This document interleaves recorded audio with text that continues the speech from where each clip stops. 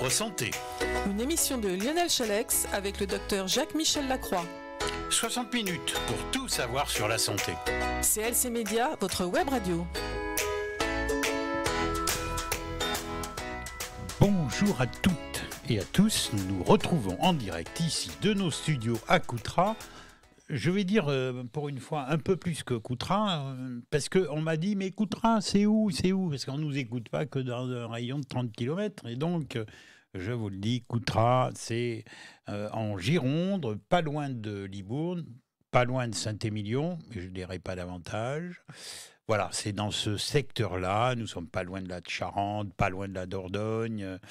C'est une ville qui est la deuxième ville du Libournais. Jacques et docteur Jacques-Michel Lacroix, bonjour. Bonjour Lionel et bonjour à tous. Aujourd'hui, nous sommes pilotés par Lucas, qui est à la technique, qui fait ça admirablement bien. On va quand même croiser les doigts pour que ça aille bien jusqu'à la fin, mais on n'en doute pas.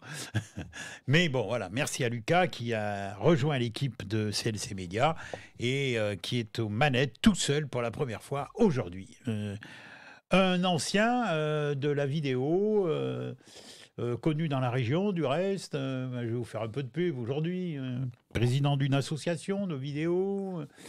Et voilà, c'est Gérard Pommier qui est ici pour filmer tout ce que l'on fait, nos faits et gestes pendant nos émissions. Et ces émissions, du reste, vous pouvez les retrouver sur YouTube. Il suffit de mettre CLC Web Radio et vous revoyez toute l'émission en direct et tout ce qui s'y passe, etc., etc. Alors aujourd'hui, avec le docteur Jacques-Michel Lacroix, de quoi nous allons parler? Devinez. Je suis très abattu de plus en plus, mais bon, bah ouais, du virus, quoi. Je voulais qu'on dise comme ça, on l'a pas préparé. On n'en parlera pas que de ça, quand même.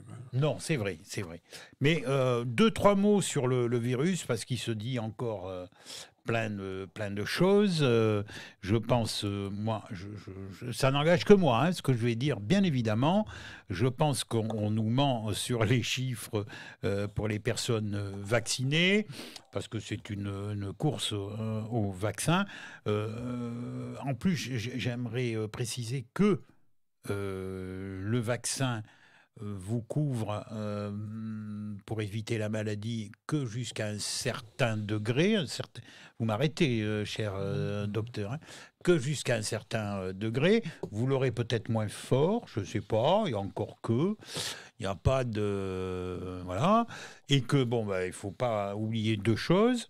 Ce n'est pas parce qu'on a le vaccin qu'on ne peut pas porter ou transmettre la maladie. Oui, c'est ce qui semble être le cas, oui. Voilà.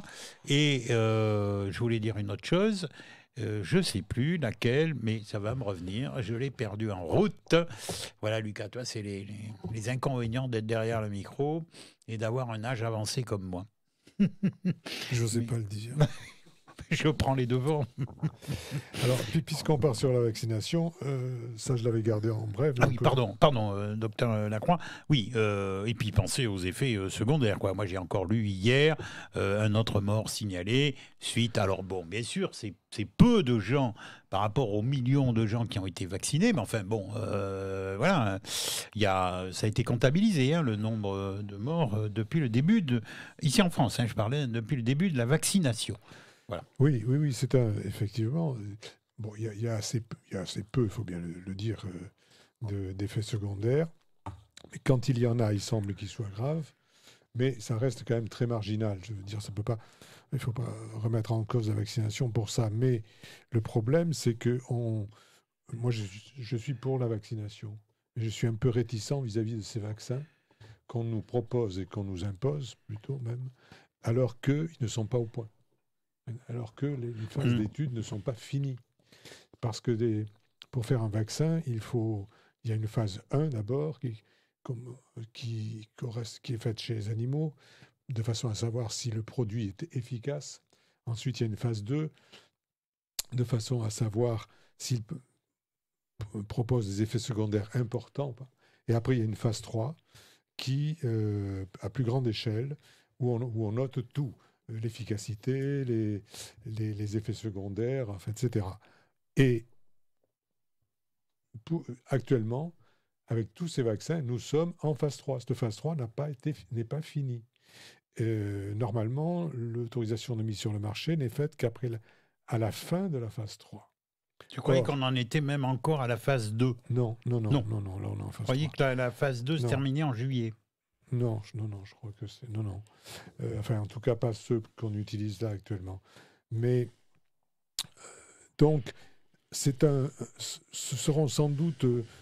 je pense qu'avec le recul, on s'apercevra que ce sont sans doute des bons vaccins. Mais je dis sans doute, parce qu'on n'a pas de recul, parce qu'on ne sait pas, on ne connaît pas bien les effets secondaires, on ne sait pas trop pourquoi ça donne des thromboses chez des gens prédisposés, bien sûr, sans doute, mais comment savoir s'ils sont prédisposés ou pas, c'est très difficile. Donc, voilà. Alors, une autre pierre dans le jardin des vaccins, j'ai relevé là une étude qui date du 17 mai, c'est donc très récent, qui a été publiée dans un journal médical qui s'appelle le JIM, le Journal international de médecine, où on dit que le titre, c'est « L'épidémie repart malgré la vaccination ». Et comment s'en est-on aperçu? Eh bien parce que dans les Seychelles, sont les Seychelles qui occupent la première place du classement pour les gens vaccinés. Alors pourquoi? Parce qu'ils ont voulu vacciner absolument tout le monde de façon à pouvoir attirer les touristes. Les touristes n'aient pas de crainte. Donc ils étaient presque tous vaccinés. Ils étaient vaccinés à 69,2%, 98 000 habitants. Et on s'est aperçu que l'épidémie, qui était d'environ 40 nouvelles contaminations par jour début avril, est passée à 120 nouveaux cas quotidiens après la vaccination. Alors ça pose quand même un petit problème. Les vaccins utilisés ne sont pas ceux qu'on utilise ici. Ils ont utilisé le vaccin Covishield, qui est un dérivé du vaccin AstraZeneca, mais qui est produit en Inde, et un vaccin de la firme chinoise Sinopharm, qui a été gracieusement offert aux Seychelles par les Émirats arabes. Bon, enfin, ça, peu importe. Donc, on peut se poser des questions sur l'efficacité de ce vaccin, mais surtout, on s'est aperçu qu'il y avait des variants qui étaient arrivés aux Seychelles et que le vaccin n'était pas efficace dessus. Alors, ça viendrait porter, là, peut-être de l'eau au moulin du professeur Montagnier, qui, je le rappelle, est quand même prix Nobel de médecine, parce qu'il a découvert le virus du sida, et qui a affirmé il y a quelques jours, vous aurez du mal peut-être à retrouver cette conversation, parce qu'elle a été supprimée de YouTube. Carrément. Oui. Qui a affirmé que la vaccination favorisait l'apparition des mutants. Et bon, moi je ne suis pas spécialiste. C'est presque un scoop là, que vous êtes en train de nous dire, si c'est vrai. Donc, bon, maintenant, il y a des... mutant, ça ne veut pas dire forcément danger. Il y a des mutants qui sont plus inoffensifs que initial. Donc, il ne faut pas mettre derrière le mot mutant, forcément. Mais enfin, bon, on ne connaît pas... on est face à une nouvelle maladie, on est face à un nouveau virus, oui, parce que des coronavirus, il y en a plein, mais celui-là, c'est un nouveau. On essaie de faire des vaccins qui agissent sur les différentes formes de coronavirus, en particulier, enfin c'est celui-là, le SARS-CoV-2 et ses petits frères. C'est pas tout à fait encore au point. Voilà, qu'en penser? Je sais pas, moi je lis vos informations, j'ai pas de... simplement que... la vaccination est une bonne chose, condition que d'avoir des bons vaccins. Les vaccins qu'on a, vraisemblablement, il faudra les refaire sans doute tous les ans ou tous les 6 mois, à moins que le virus d'abord mute d'une manière plus inoffensive, et puis qu'il change le vaccin, puisque c'est comme pour la grippe, on change de vaccin tous les ans. C'est jamais le même vaccin. C'est fonction des virus qui sont susceptibles de venir nous embêter. Oui, mais c'est peut-être un virus qui pourrait disparaître au fil du temps. Alors, oui, vraisemblablement, de toute façon, il est probable que le virus de la grippe ne disparaît pas, c'est un nouveau. Oui, c'est comme les virus... ce sont des virus influenzés pour la grippe, et mais c'est comme les virus du rhume, ce sont des virus influenzés ou des coronavirus aussi. Ils disparaissent pas au cours du temps, mais ils sont relativement inoffensifs. De temps en temps, il y en a un qui est plus virulent que les autres. Là, pour l'instant, les coronas, là, on en a un qui est assez virulent. Maintenant, il faut, je ne sais pas si on aura l'occasion de le redire, je le rappelle encore une fois, il y a des traitements. Il y a des traitements que certains médecins qui se sont regroupés en association se battent pour faire admettre, qui sont des traitements qui n'utilisent pas des produits. Et bien sûr qu'il y a des traitements. Moi, écoutez, enfin, c'est pas que je veux déballer ma vie privée à l'antenne, mais bon, oui, je vais le dire. Je suis là, j'ai eu 2 fois le Covid. Hein, bon, une fois l'an dernier et une fois cette année. Cette année encore un peu plus sévère. Bon, moi, si vous me le permettez, cher ami, vous m'avez donné des médicaments, j'ai été bien secoué, mais je suis là, j'ai été soigné, je ne suis pas vacciné. Voilà, je suis... alors, il y a peut-être quelques petits trucs là qui traînent, mais bon, voilà. Oui, il y a des traitements en utilisant des produits qui sont chez le pharmacien. Je veux dire, c'est pas des... que tout médecin généraliste, s'il veut bien s'en donner la peine, peut utiliser. Là, et je répète encore une fois, parce que ça m'a vraiment choqué, que la consigne qui était en début d'épidémie, et même par la suite, de dire à la population et de dire aux médecins, ne donnez rien à part du paracétamol, et quand les gens s'étoufferont, on les mettra en réanimation, c'est criminel. Voilà, oui, on a eu la même pensée au même moment. Au lieu de dire, essayez de les traiter avec des antibiotiques, des corticoïdes, enfin, ce qu'on fait dans les cas de grippe, par exemple, importante. Non, on a préféré attendre et mettre les gens en réanimation, alors qu'on n'avait pas assez de lits de réanimation. Là aussi, ça fait 1 an et demi que ce virus est en dérive, là. Mais ça fait 1 an et demi que ce virus est arrivé, et on continue à supprimer des lits d'hôpital. Alors, bon, il faudrait savoir où on va, là. Les beaux discours, c'est bien, mais enfin, moi, je préférerais des actes. Alors, justement, nous allons continuer avec le Covid, puisque nous allons dans une époque où les beaux jours vont arriver, ils commencent. On termine avec les seins de glace, je pense que la chaleur va revenir et la pluie va cesser. Mais est-ce qu'avec l'arrivée des beaux jours, ce Covid va disparaître un peu comme le fait la grippe du reste? Oui, alors effectivement, on peut l'espérer, ou tout au moins qu'il soit plus atténué. Alors... La chaleur y ferait pour quelque chose? Alors, on ne sait pas trop quelle est... La chaleur, si, parce qu'il y a eu une étude qui a été faite au Brésil et qui montre que, voilà, dans une récente étude, des chercheurs ont remarqué que chaque augmentation de 1 degré, mais à condition que ce soit entre 16,8 et 25,8 degrés, chaque augmentation de la température d'1 degré diminuait la transmission du virus de 4% par degré. Donc c'est quand même pas mal. Petite question quand même, vous qui êtes à la pointe des informations, vous lisez beaucoup. En Afrique, on n'entend pas tellement parler du Covid. Il y en a très peu. Pourquoi? Alors c'est la question que un peu tout le monde se pose. Il y en a eu pas mal en Amérique du Sud. Alors en Amérique du Sud, on peut penser que ce sont aussi des pays chauds quand même. Mais en Afrique, je défie à quelqu'un de me dire, tiens, j'ai entendu ça aux infos nationales, etc., qu'il se passait telle chose en Afrique. Il y en a, mais il y en a peu, malgré un taux de vaccination souvent faible, pour des conditions de vie souvent beaucoup plus précaires que les nôtres. Alors, est-ce que c'est lié au fait qu'en Afrique, il y a surtout des gens qui sont noirs, qui ne sont pas tout à fait comme nous? Est-ce qu'ils ont une protection naturelle plus importante que nous? Peut-être pas. Est-ce que c'est le climat?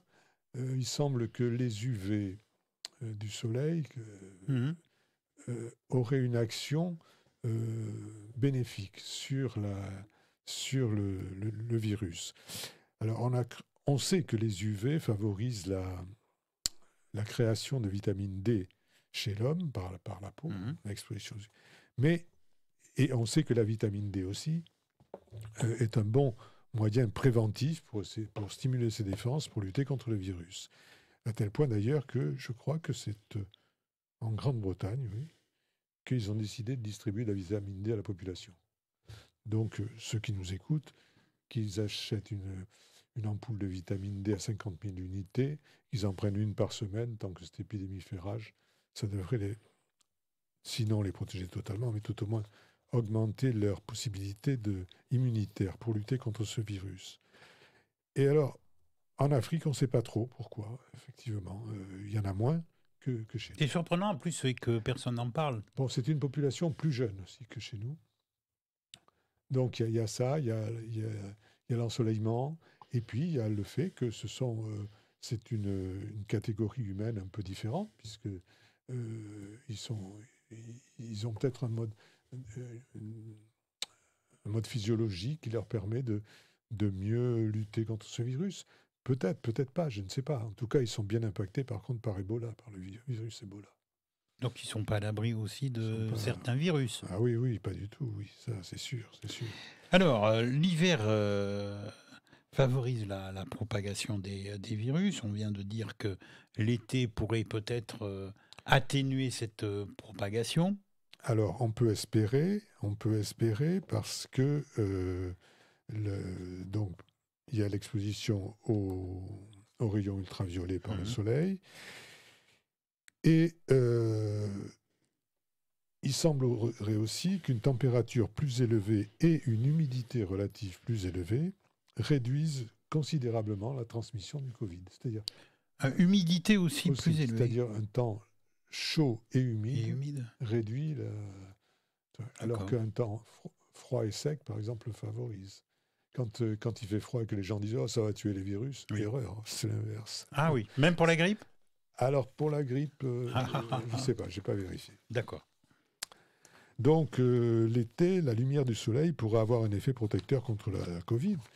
C'est en tout cas, ce qui semble apparaître de 2 études qui ont été récemment publiées.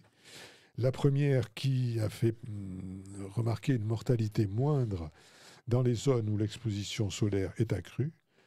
Et la seconde qui fait état d'une désactivation particulièrement efficace du coronavirus par l'exposition au soleil. Donc cet été, n'hésitez pas, déshabillez-vous, mettez-vous au soleil. Enfin, s'il fait beau. Donc, prenez un avion, allez au-dessus des nuages. Oui, mais encore à condition qu'on puisse voyager sans trop de, en France de aussi. contraintes. En France. Oui, en France, oui, bien sûr. Oui. On peut en train de préparer un voyage. J'ai demandé au commandant de bord qu'il passe au-dessus des nuages. Hein. Oui, ou on va sur la plage et puis encore mieux. On fait le lézard. Oui. Hein, il y a des moments où on nous dit il ne faut pas s'exposer au soleil trop longtemps à cause des UV. Maintenant, on nous dit mais si, il faut y aller parce que ça chasse le virus. Les vérités changent tous les 10 ans. Alors, c'est vrai que l'exposition solaire favorise l'apparition de mélanome cutané, mais c'est vrai que ça favorise aussi et beaucoup la synthèse de la vitamine D par la peau. Et donc, il ne faut pas... c'est comme de tout, il ne faut pas en abuser, mais il faut aller au soleil. Moi, j'aimerais bien revenir à l'époque préhistorique parce qu'ils se foutaient de tout ça. Bon, on mourrait plus jeune, bien sûr, mais enfin... il semblerait, oui. Oui, mais bon, et alors ? Voilà, oui. Alors, pour en finir avec cette exposition au soleil, donc on a dit c'est peut-être pas forcément l'augmentation de la vitamine D que ça implique. Ça pourrait être le fait que l'exposition au soleil entraîne une libération d'oxyde nitrique, le monoxyde d'azote, par la peau. Et des études en laboratoire avaient déjà montré que ça pouvait réduire la capacité du coronavirus pour se repliquer. Donc, il semble effectivement, il se replique moins lorsqu'on va au soleil. Après, la chaleur, on en a parlé, on a vu qu'une augmentation de 1 degré diminue 4%. Là, truc. Et donc, si on a des conseils à donner, il faut savoir d'abord que la chaleur ne va pas tuer le coronavirus, qu'elle peut limiter sa progression, mais que si on a des conseils à donner, c'est cet été, en espérant qu'il fasse beau, se mettre au soleil, et puis quand même conserver les gestes barrières qui sont, tant qu'on n'est pas débarrassé de cette saloperie, qui sont respecter une distance minimum si possible. Quand on est dans un milieu confiné avec des gens qu'on ne connaît pas, surtout mettre un masque. Sinon, je le rappelle, en plein air, le masque ne sert à peu près à rien, et surtout pas sur les plages. Donc, voilà. Vous parlez de masque, moi j'en ai amené un. Oui, je me doute. Non, mais je vais le mettre. Mais Je vais le mettre, Gérard. Vous pouvez... Ah oui, mais il faut que j'enlève mon casque, excusez-moi. Je vais vous faire peur, mais voilà. Ça pourrait ressembler à ça, quoi, vous voyez. Voilà. Si on avait tous des masques, un petit peu de... Là, je ne sais pas si on m'entend. Il faut que je me regarde un petit peu aussi dans la télé, parce que voilà, là, ça doit... Hein, je suis mignon quand même. Ça vous améliore nettement. Vous êtes presque beau comme ça. Presque beau. Bon, enfin voilà. Et pour aller faire vos courses, mettez un masque comme ça. C'est en train de fleurir. Hein. On en trouve partout. Et j'ai trouvé ça très marrant. Et pour être rappelé à l'ordre dans un magasin de loin, hé, monsieur, votre masque. Mais oui. Voilà. C'est vrai que ça finit par être très désagréable de ne plus voir le visage des gens. Oui, complètement, oui. Alors, je l'enlève parce que, hop, voilà. D'abord, j'ai perdu tout. Je perds les lunettes. Sur celui-là, au besoin, vous pouvez faire imprimer la photo de votre bas de visage. Oui, complètement. Mais je pense que ça doit exister. Ça doit pouvoir exister. Oui. Tout à fait. Voilà, bon, on le trouve facilement sur Internet. Il y a différents modèles. J'ai pris quelque chose de soft, parce qu'il y en a certains. C'est à vous faire peur, même la nuit. Hein. Mais bon... Voilà. Alors, est-ce qu'on aurait le temps de faire une petite pause musicale ou pas maintenant ? Oui. Bon, ben voilà, non, parce que je vois Lucas, il commence à piquer un peu du nez sur la table, là, et bon, je m'inquiète. Donc, Lucas, allez, un petit peu de musique et on se retrouve dans quelques minutes. CLC Média. La web radio. La web radio qui part de Coutras. Nous sommes au 12 rue Victor Hugo, nos studios. Nous sommes en direct dans cette émission que vous retrouvez en direct tous les 15 jours. Mardi prochain, ça sera la rediffusion de cette émission. Le professeur Raoult, docteur Jacques-Michel Lacroix, on le voit beaucoup moins sur les plateaux de télé, sur le plan national. On le voit, on entend parler un petit peu moins de lui. Oui. Alors que bon, c'est quelqu'un qu'on pourrait écouter un petit peu plus. Et il remet les pendules à l'heure, soi-disant. Oui. C'est une expression, vous le comprendrez, je suis assez d'accord. C'est peut-être pour ça qu'on l'entend moins. On l'entend, enfin moins que on peut l'entendre, mais je veux dire, il n'est pas invité comme certains de ses confrères sans arrêt sur les plateaux télé. Peut-être qu'il en avait aussi un peu marre, c'est possible. Et dans une récente... émission qu'il a faite, puisque l'IHU de Méditerranée Infection a sur YouTube un site. Donc il reparle de l'incidence de la maladie chez les vaccinés. Quel que soit le vaccin, ils estiment à l'Institut Méditerranée, dont il est le porte-parole, qu'on est autour d'une protection de 50%, à peu près. Ah oui, c'est pas tout à fait quand même ce qui est annoncé. Moi, j'entends parler de 95%. Ouais. Alors, il dit que la protection est 95%. Non, ça, c'est sûrement se ficher un peu de la tête des gens. Mmh. Et il y en a pas mal qui y croient. Oui, mais ça diminue quand même Oui. On ne sait pas trop ce que va advenir cette protection, parce que comme il y a des mutations sans cesse, est-ce que le vaccin continuera à protéger ou pas ? C'est difficile. Alors, ce qu'il y a de sûr, c'est que dans leur institut, à l'IHU Méditerranée Infection, ils ont reçu récemment 46 patients qui ont fait un Covid dans la semaine qui a suivi l'injection. Alors, est-ce que ils pensent que ces patients devaient déjà être infectés, mais sans symptômes. C'est-à-dire qu'ils étaient asymptomatiques, ils n'avaient pas développé la maladie, et le vaccin a permis à la maladie de se développer. Bon, ils n'ont pas eu forcément des Covid graves, mais enfin, ils en ont observé 46 dans la semaine qui a suivi l'injection. Bon. Et puis après, on l'a interrogé sur la corruption qu'il pouvait y avoir dans ce domaine. Et La corruption à quel niveau? la corruption, à ce niveau-là, je pense qu'elle est à tous les étages. À tous les étages. De là à dire que c'est pas pour autant que, je répète encore une fois, que je suis pas du tout contre la vaccination. Mais je pense qu'il y a corruption de la part des labos vis-à-vis des instances gouvernantes, que ce soit européennes ou françaises. Et puis après, à l'échelon ministériel ou c'est quelqu'un qui n'est pas content de ce que vous dites, oui, je pense. Je croyais l'avoir. Ah ouais, mais ça m'arrive à moi aussi. Mais bon, c'est le ministre de la Santé, tout simplement. Voilà. Ah oui, il faut... Et oui, voilà, ça y est, c'est bon. Et donc cette corruption, on peut en donner des preuves, tout au moins vis-à-vis des labos, puisque le laboratoire, ils ont tous été condamnés, que ce soit Gilead, AstraZeneca, Pfizer ou GSK, ont tous été condamnés pour corruption un jour ou l'autre. Alors, il est possible... Avant le problème du Covid. Oui, oui. D'accord.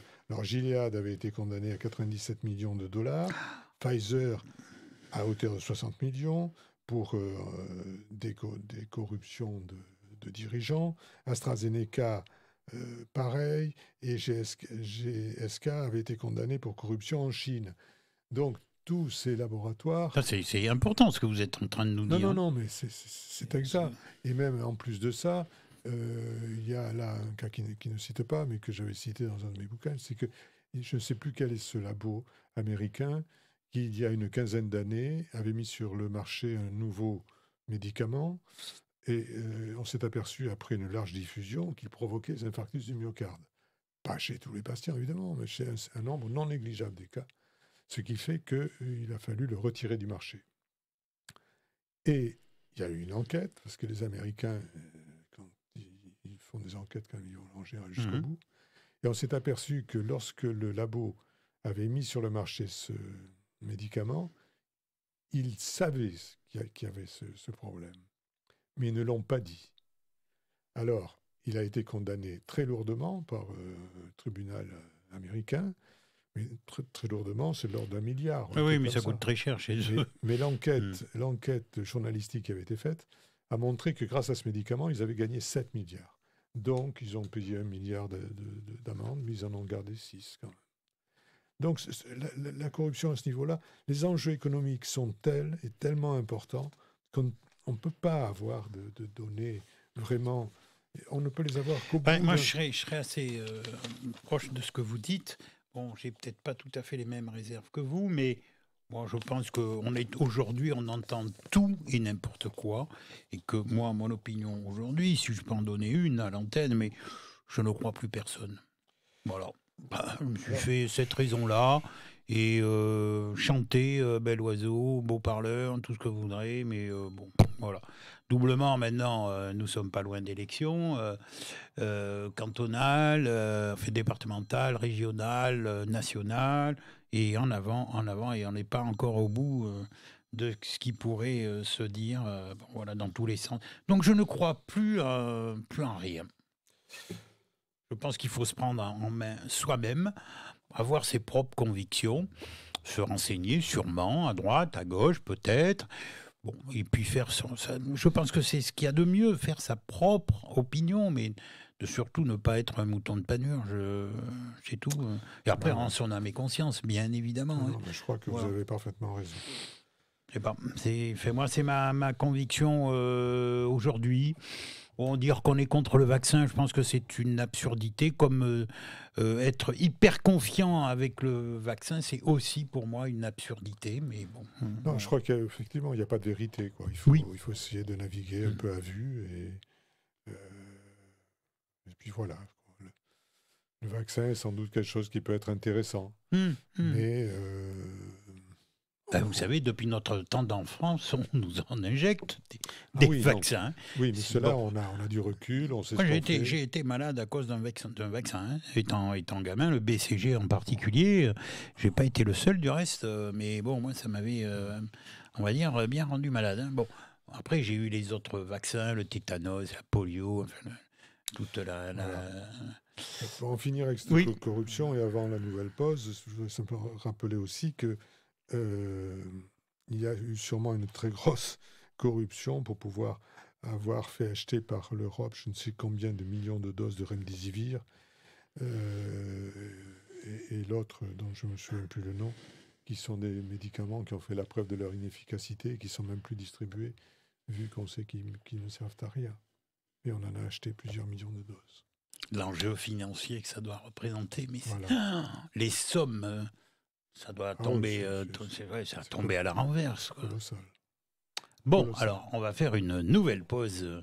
Je vous le redis, grâce à notre ami Lucas, que nous encourageons aujourd'hui, puisque c'est l'épreuve du feu derrière ces manettes. À tout de suite, il nous a programmé un petit peu de musique. CLC Média, la web radio de Coutras.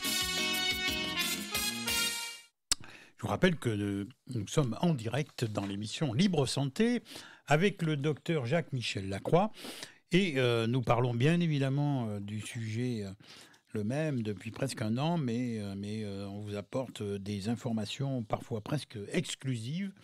Et maintenant, nous allons parler, pour terminer cette émission, pratiquement, par rapport à la vieillesse, hein, la maladie et ce qu'ont suivi ces personnes âgées, en particulier dans le milieu hospitalier ou les EHPAD, etc.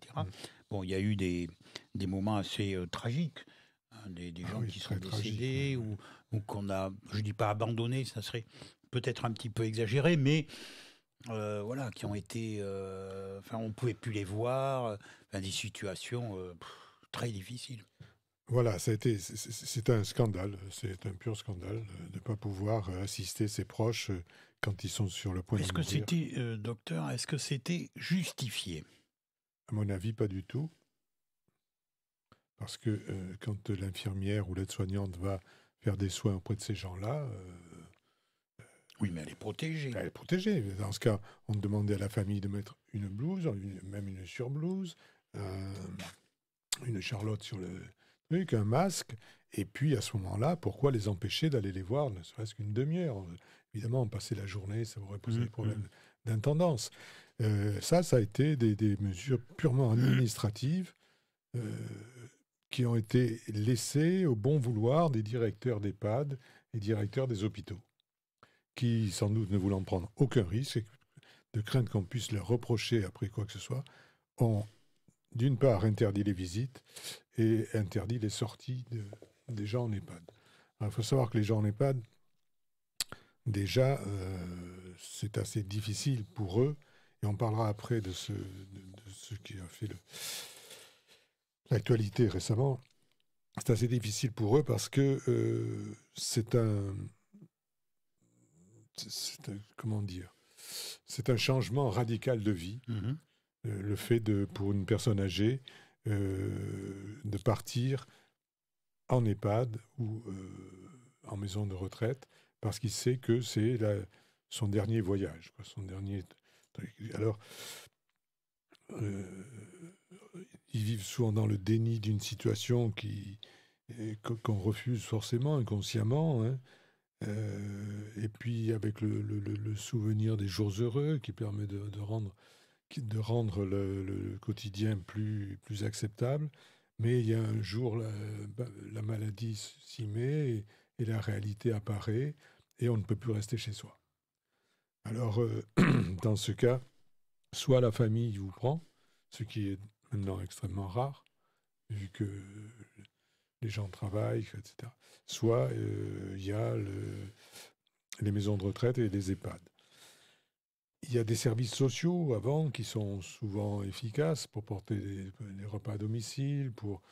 Ça permet jusqu'à un certain point de maladie de garder les gens à domicile. C'est donc une une bonne alternative. Mais par moment, lorsque le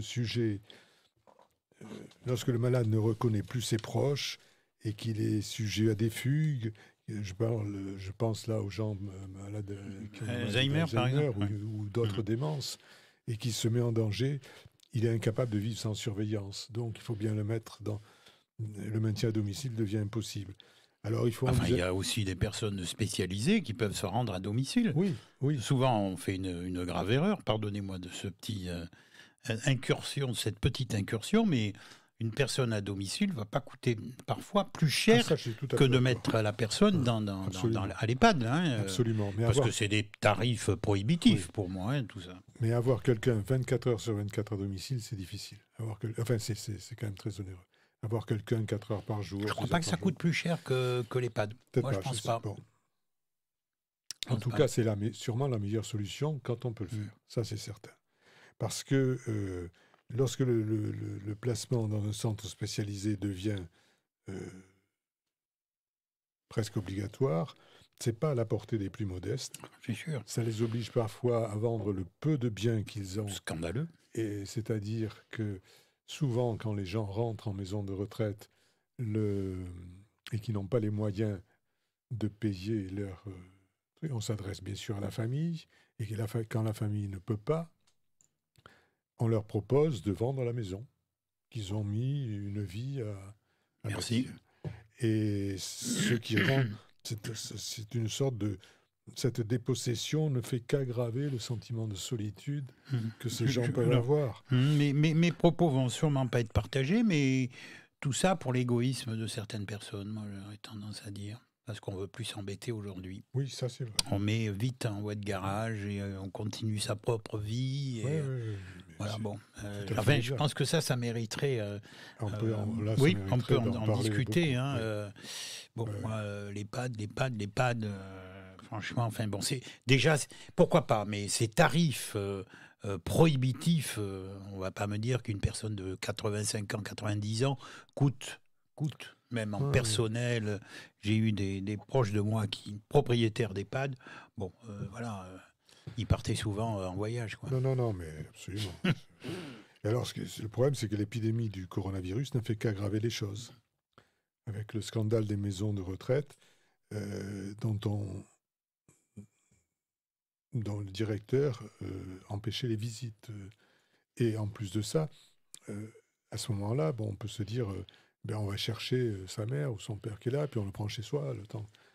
Mais même c'était interdit. Alors là, je me demande, je pense légalement. que là, légalement, moi, je serais le fils d'un à qui ça aurait pu arriver. Je porterais plainte pour séquestration ou quelque chose comme ça. Et en début d'épidémie, surtout, on a laissé mourir des pensionnaires seuls, sans bénéficier de l'accompagnement des proches, quoi. Alors qu'il eût été facile, c'est ce qu'on disait tout à l'heure, de permettre aux proches de venir ne serait-ce qu'une demi-heure par jour, à condition de respecter évidemment des conditions sanitaires. Et au lieu de ça, les autorités qui se targuent de sauver des vies, etc., avaient suggéré dans notre petit ministre, il y a 6 mois ou 8 mois, il nous demandait, à nous, médecins, d'utiliser... c'est une benzodiazépine pour leur permettre d'avoir une fin de vie plus heureuse, et puis de la hâter un peu. C'est parfaitement scandaleux. C'est parfaitement scandaleux. Ce que vous dites là est très important. Ah, mais je peux le prouver. On nous empêchait d'avoir de l'hydroxychloroquine. Bon, à la limite, on avait d'autres produits. Et on nous disait, chez les gens en EHPAD, prescrivez c'est pas le bromazépam, c'est une benzodiazépine. On sait très bien que ça les met dans un état un peu végétatif et que s'ils doivent mourir, ils vont mourir plus vite. Peut-être moins inquiet, ce qui est déjà pas mal. Mais enfin, c'est scandaleux qu'un ministre ait dit ça, quoi. Bon, enfin, voilà. Ce qui fait que ça... J'aurais tendance à dire que c'est criminel, mais enfin, ce qui fait que on a parlé récemment, là, il y a quelques jours, parce que ce sont des gens connus qui ont eu à vivre cette catastrophe, ce désastre. Il y a Catherine Fro, qui est une personne connue, dont on a empêché, elle n'a pas pu assister sa mère. Et il y a une autre personne dont le nom, peu importe, on l'a empêché d'aller voir son père, qui a été hospitalisé, pas du tout pour le Covid, il était hospitalisé. Et au cours de son hospitalisation, il a chopé le Covid. Et il est peut-être pas mort du Covid d'ailleurs, mais ayant le Covid, on l'a isolé et on a empêché à la famille d'aller le voir. Et donc évidemment, il y avait des possibilités de téléphone. Enfin justement, ils réclamaient leur famille, ces gens-là. Et ça, on a depuis un an, par faute d'une gestion autoritaire, de la part d'une administration qui avait établi des protocoles absurdes et inhumains, il y a des milliers de personnes qui se sont vues interdire de voir leur famille dans les EHPAD comme dans les hôpitaux. Alors, il y a encore des protocoles où on peut discuter. Oui, mais enfin... On pourrait se relancer la discussion sur les masques. Et donc, tout ça a été fait en vertu des protocoles imposés aux patients, à leurs proches, et aux soignants, alors que... Et c'est comme ça que les résidents des EHPAD étaient quasiment séquestrés, privés de leur famille.